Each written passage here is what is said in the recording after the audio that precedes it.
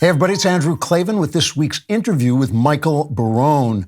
The other day, I was reading a piece in The Economist called When the New York Times Lost Its Way. It was by a former Times editorial page editor named James Bennett.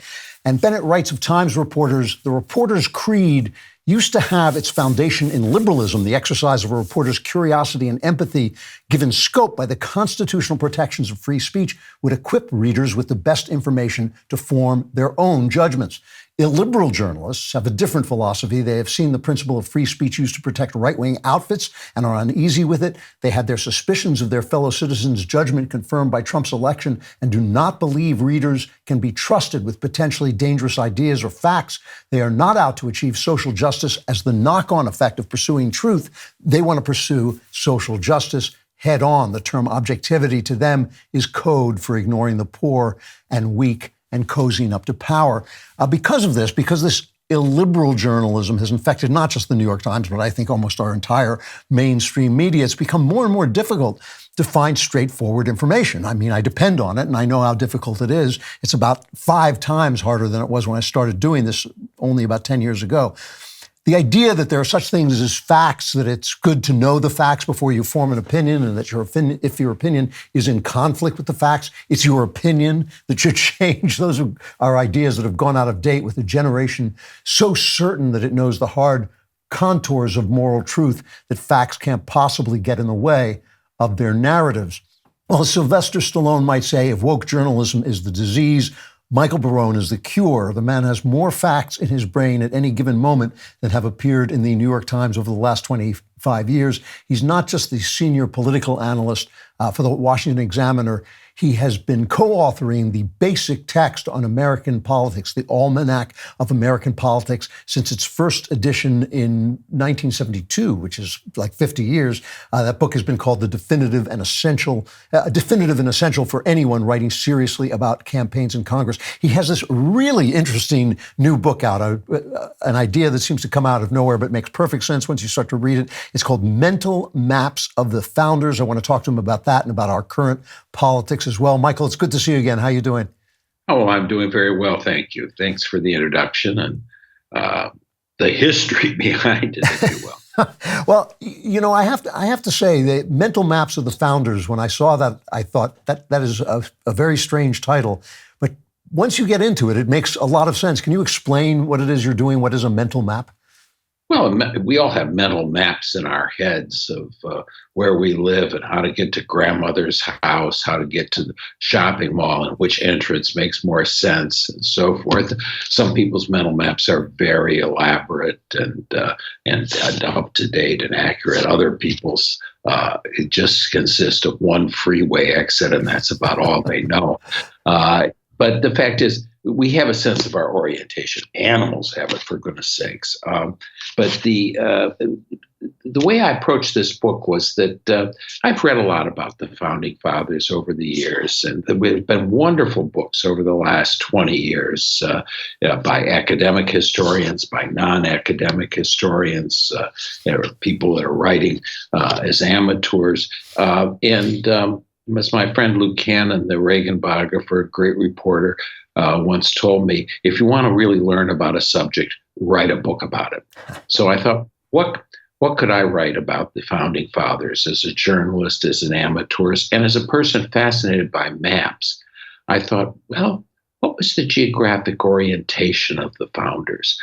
They were operating in a time in North America where you didn't have accurate maps of North America. Where the land beyond the Appalachian chains was terra incognita, was only very vaguely mapped. And they didn't have a concept from the start of the revolution of what kind of a country this would be. When they voted for independence, it wasn't clear what the outlines of the country would be if they were successful. It wasn't clear that they'd be successful, and so forth. So I decided to write this book and to look at 6 of the founders, as it turned out, and write essays on each of them and their geographic orientations. And I think their different orientations helps to explain their actions during their lifetime. It helped explain how they were united in the quest for independence. It also helps to explain some of the very great differences between the founding fathers that emerged during the early republic and after the Constitution went into effect and the first president was inaugurated in April 30th, 1789. So I looked at all these factors, and the result is this little book. I hope it's kind of easy and fun for people to read, but I hope that it also can provide some insights, and had some very nice words written about it by, among others, Gordon Wood, who's really one of the last living of the great generation of academic historians of the Revolution and the early Republic. So, I want to talk about some of the specific founding fathers and their specific mental maps. But before we do, in a general sense, one of the most amazing things about the founding is that the country the population was small. It was like 4 million people. It was like half of New York City. And yet this collection of men came together.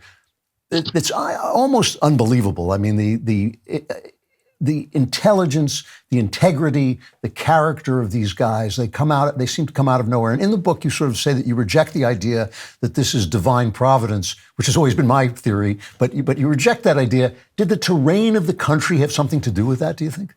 Well, I think the terrain of the country had something to do with that. The cultural variety of the country had something to do with it. I don't say I reject the idea of divine providence. I don't accept it. It's just something that I don't believe in. And if you read the speeches by George Washington as he's contemplating retirement from the presidency and setting an amazing precedent by doing so, he talks about it as a possibility that may occur to some of his fellow citizens, and he doesn't really endorse it or not. But this is a man who had appeared very prominently on bullet-strewn battlefields, had bullets shot through his cloak, and maybe he thought that or hoped that divine providence was helping to see him through some very difficult situations. One of the things that emerges from this book, it seems, is that in the first chapter on Benjamin Franklin, Franklin was one of the first people that saw the colonies as a unit. In fact, they were all different colonies. They were, to the extent that they were concerned about the outside world, they were perceiving their goal as being their connections with England rather than their connections with each other. And they were culturally diverse. I mean, you hear today people saying, well, the United States, for the first time, is culturally diverse. We used to just be all white bread people and so forth. That's a nonsense view. I mean, you could read the great history book, Albion Seed, by the historian David Hackett Fisher, published 3 decades ago. But the founders didn't need Albion Seed to know that the colonies were different and had cultural diversity. They came from a background where the great wars of the preceding centuries in Europe were fought as religious wars between people with different religious beliefs. And what were the colonies? The colonies, New England colonies, were founded by Protestant Calvinists. Virginia and Carolina was founded by Protestant Anglicans. Maryland was founded by a Catholic. Pennsylvania founded by a Quaker. New York, which founded by Dutch Reform, had all manner of people, and vied with Newport, Rhode Island, and Charleston, South Carolina, to be the first colony with significant Jewish populations. So they were already diverse. And it was Benjamin Franklin that suggested, when the British colonies seemed to be facing an aggressive war from the French, operating from Quebec to the north and invading the Ohio Valley, Benjamin Franklin says, we must unite or die. We must act together as colonies. And he promotes this Albany Plan of Union at an Albany conference with the Iroquois, who were allies of the British colonists in New York. He also publishes one of the first political cartoons showing a snake wobbling through, and it's cut up into pieces with the initials indicating the names of the different colonies from south to north. And the the key line on the caption on the cartoon is "Unite or Die." That was a new idea. That was a mental map, and it was fostered in part because Benjamin Franklin, who was one of the few colonists who had ties with multiple colonies. He published Poor Richard's Almanac, which sold all up and down the Atlantic coast and even in the West Indies, in British colonies. He franchised printing operations in different cities where he got a cut of the profits.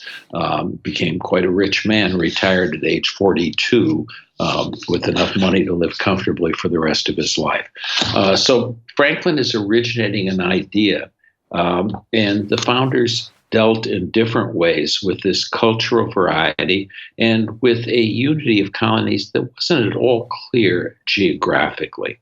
When you look at the map up and down the Atlantic coast, they just had very different geographies and different economies and different religious bases. Let's talk about George Washington a little bit. Sometimes I find myself walking on Washington Street in Georgetown, looking at the Washington Monument in Washington, D.C., and I'm struck by the incredible imprint this one man left on the consciousness of the country, how much of what he did became the model for what we do, how for so many years, until only recently, he was kind of the person you turn to say, what is an American? What does an American look like? And he was, in a lot of different ways, a man of the land. He was a surveyor. He was a genuine farmer, a guy who really cared about his farm. What mental map made him? What was in his head that made him the kind of person he was? Well, I think his mental map goes back to his teen years. Remember that George Washington was not from one of the richest of the Virginia planter families. He was from his father's second marriage. His half-brothers from the first marriage were educated in England. Washington's father died when he was 11 years old. There was no money left for him to be educated in England. And he set out to become a surveyor. He learned about surveying. He learned about geography. And he became a surveyor for Lord Fairfax. Now, Lord Fairfax was the only British member of the House of Lords who actually settled in North America. He had prosecuted an 11-year lawsuit in London to certify his grant of land. It was sort of an ancient grant, which he had cobbled together. Of all the land in what is now Northern Virginia and West Virginia, between the Rappahannock and Potomac rivers from Chesapeake Bay to the source of the rivers in the Appalachian Mountains, nobody knew exactly where those rivers were sourced and so forth. So Washington is hired at age 16 to work with one of Lord Fairfax's nephews to go surveying in the mountains and go west of the Blue Ridge. And that's his basic orientation, I think. North by Northwest, I called it, cribbing from the movie title. But he's going up the Potomac River. And his experience as a surveyor enables him to buy his first land in the Shenandoah Valley. At age 18, he ultimately amassed about 50,000 acres of land that he owned. He planned all these land holdings to go up the Potomac River. He saw the Potomac River as an avenue into the vast North American continent. And he was sent at age 21 by the Virginia House of Burgesses, which knew about his experience surveying, to go stop the French from moving into the forks of the Ohio, the spot where the Allegheny and Monongahela rivers joined to form the Ohio River, the heart of Pittsburgh today, of course. And Washington does that. He's not successful. The French want to keep coming. Militarily, he's not successful, but he goes up and explores this territory. He gets within 15 miles of Lake Erie, as a matter of fact, covering a lot of territory that would tire many of us out if we had to drive it on the interstate roads. Washington is going in the winter, landing in the Allegheny River with ice flows around him, and so forth. He's is going in a pretty tough time, but he knows the geography. Ultimately, the French are defeated, and Washington has gained that military experience, which then makes him the obvious choice to become commander of the Continental Army when the Second Continental Congress is considering that question. He's nominated by John Adams of Massachusetts. Washington continues to prosecute this. He promotes a canal as after his retirement as a general and then as president, paralleling the Potomac River. Some of that canal was eventually built, and you can hike along the canal towpath. He contemplated the idea, and I think he envisaged something like industrial America. One of his journals, when he's going northwest across the various Appalachian ridges, he makes a note. He says, they have excellent coal here. Well, coal, of course, is one of the great ingredients of the Industrial Revolution, of Pittsburgh and steel making and so forth. And in less than a century after Washington is trudging through this wilderness, you have the emergence of the Industrial Revolution, which provides the military sinews of victory for the Union and the Civil War, and then for America as the arsenal of democracy in the 20th century. So Washington foresees this kind of America. He's not very enamored of the Southern slave societies, and particularly when he eventually goes to South Carolina as president and sees these territories that were, where 90% of the people living there were slaves.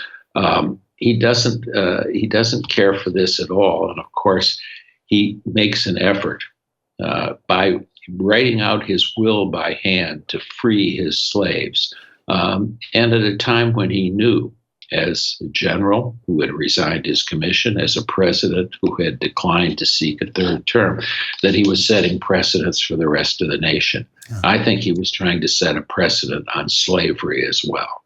Do you think that his sense of the greater land, that he was actually out there, as you say, surveying it and fighting in it, do you think that contributed to his strategy to just avoid the British through most of the war, the stuff that drove John Adams crazy when he didn't engage with them but let them sort of burn themselves out? Well, I think there was a military strategy and a political strategy by his course of action during the war.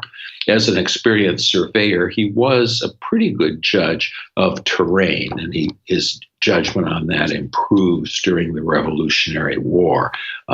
He has some problems in New York City. As you know, he gets thrown out of Brooklyn. He evacuates to Manhattan, and then he's fortunate to get out of Manhattan because the British Army is there in large numbers, fortified by a huge flotilla of the Royal Navy. But he continues to try to surround New York. And if you look at where his winter encampments are, they're in New Jersey. He occasionally goes to Connecticut. When the British occupy Philadelphia for 1 year, he's outside Philadelphia at Valley Forge. But he's trying to make a connection between New England, which was fiercely revolutionary and from which the British had basically evacuated, except for one port in Newport, Rhode Island, and the lower colonies of his own native Virginia, Maryland, and the Chesapeake colony, and Pennsylvania, where you had support for the revolution. New York was the key, I think, for him. He was constantly trying to reconquer New York because geographically it was a connection between New England and the Chesapeake colonies. Without New York, you don't really have a geographically united nation to emerge after the war. And so it's only with great difficulty that the French are able to persuade him that, hey, this time, we're really going to provide a navy in the Chesapeake Bay to surround the British soldiers that are on their southern trip, their southern strategy. And we need you to go down and bring the American troops down to the Chesapeake and Yorktown. It turns out it works, but one of the things that's recorded is that when Washington first gets down there and sees the French Navy outside there, he literally jumps for joy. And this guy who we think of as a very prim and sort of person with those clenched teeth and that kind of frown on his face really is literally transported because he sees a victory at hand that was, from his point of view, anything but inevitable. But his strategy was to keep the colonies together. And so he has to learn a lot of the geography of New Jersey, and that's before they had the turnpike stops named for famous writers.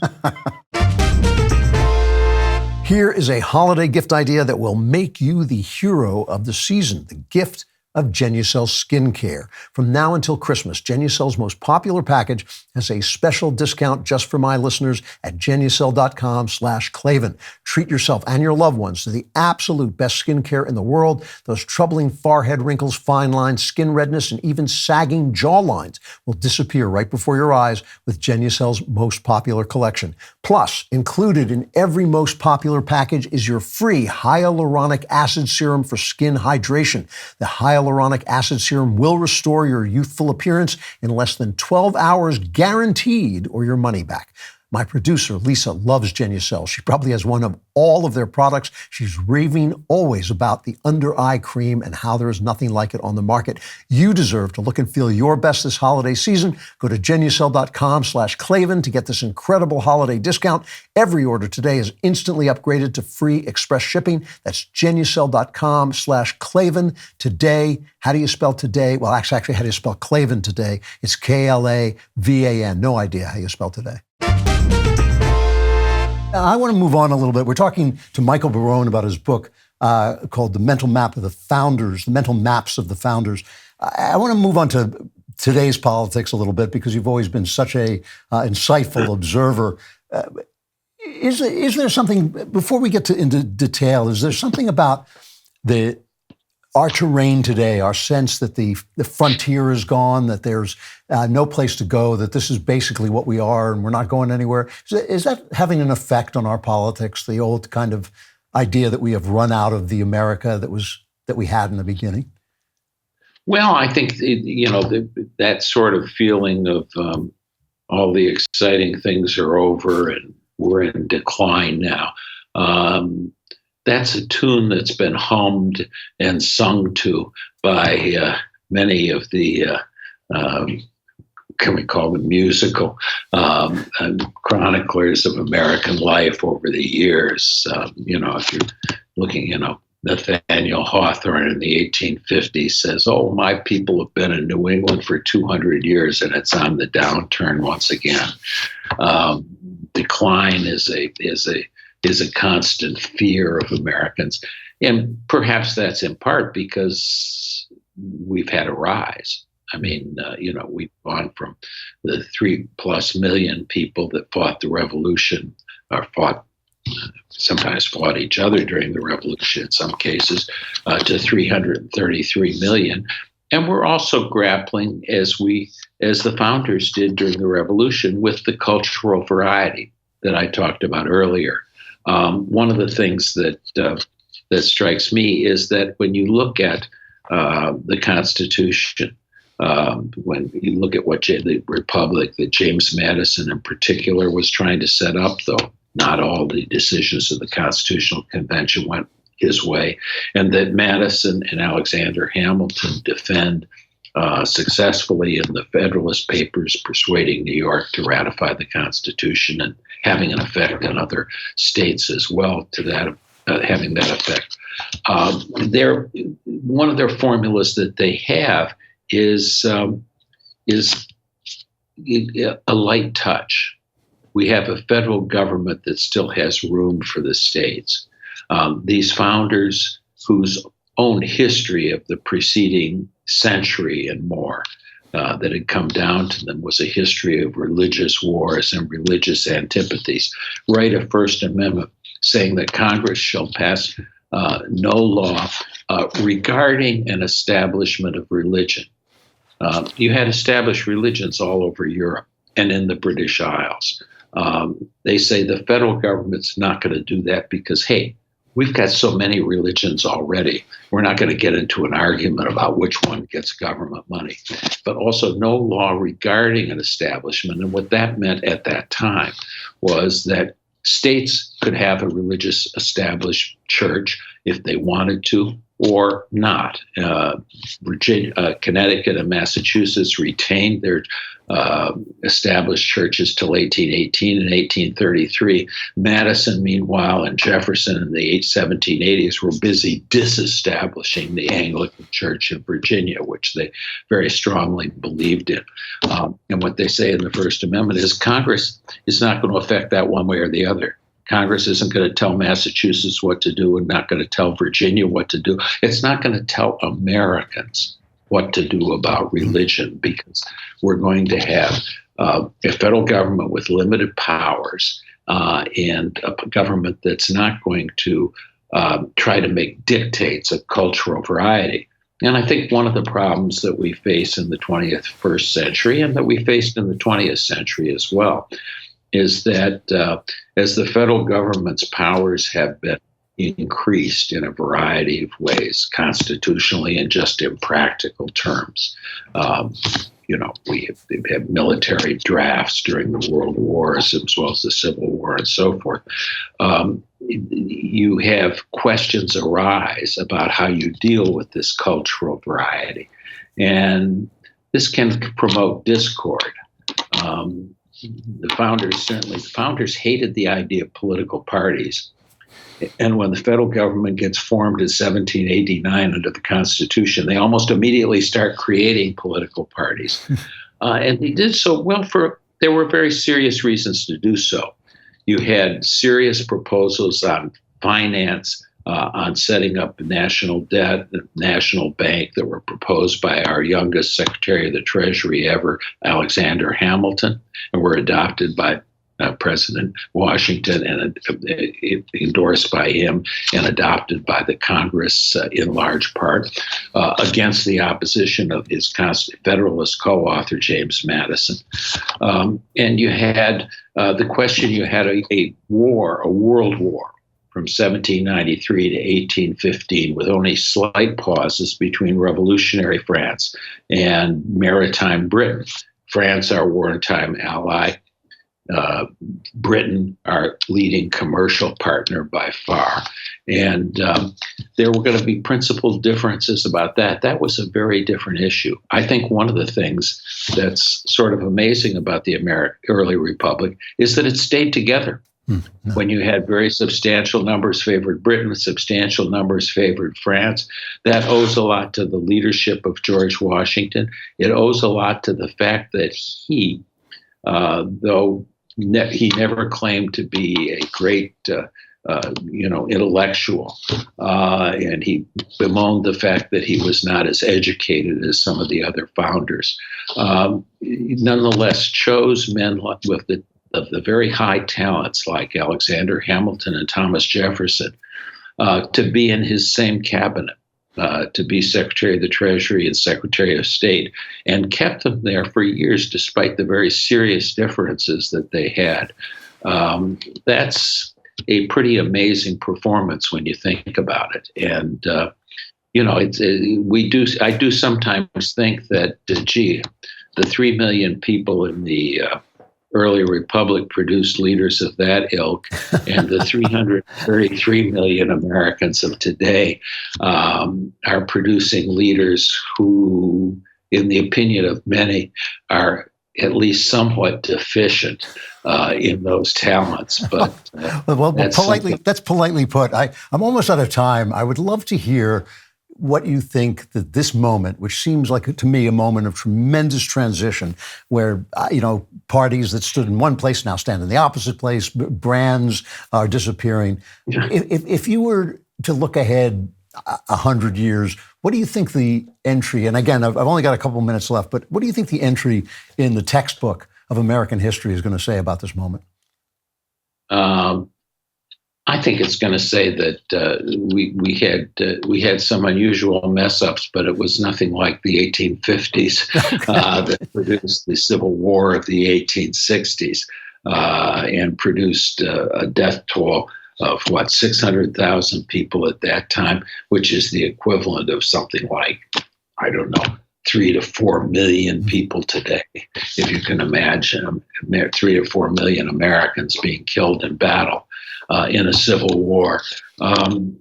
They will say that we've had our periods of ruction in history, and some very distinct, and that we've had a difference in quality of leaders at different times.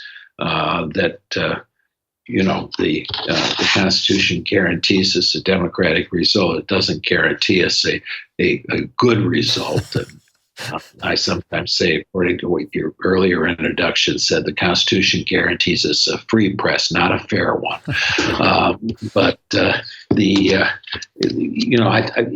It's going to be perhaps a time of troubles, and I think it's going to be one that perhaps will persuade later groups of Americans that the Constitution's creation of a federal republic with a sort of light touch central government was a pretty good idea. And if we stray a long way from that without good reason, we pay a price for it.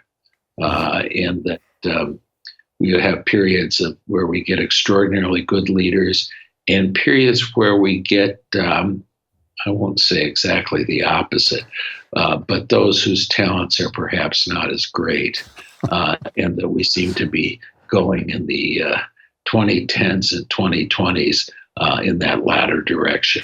I still think, though, that we'll have a United States of America.